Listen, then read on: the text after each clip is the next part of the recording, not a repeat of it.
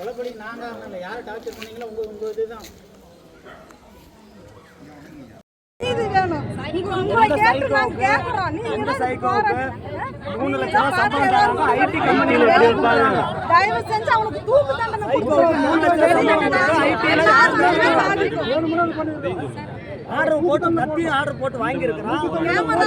3 லட்சம் யார் தர இந்த காலத்துல பைத்தியக்காரங்க சம்பளம். கொலைப்படி நாங்க யாரை டார்ச்சர் பண்ணீங்களோ உங்க இதுதான்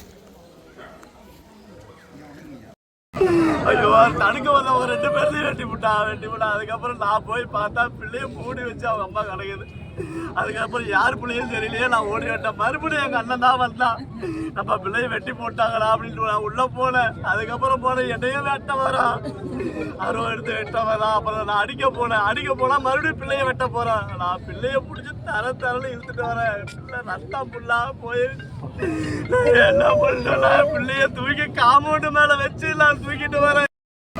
ஐயோ தடுக்க வந்த ஒரு 2 பேர்லையும் வெட்டி விட்டா அதுக்கப்புறம் நான் போய் பார்த்தா பிள்ளைய மூடி வச்சு அவங்க அம்மா கிடக்குது. அதுக்கப்புறம் யார் பிள்ளையும் தெரியலையே நான் ஓடி விட்டேன். மறுபடியும் எங்கள் அண்ணன் தான் வந்தான்.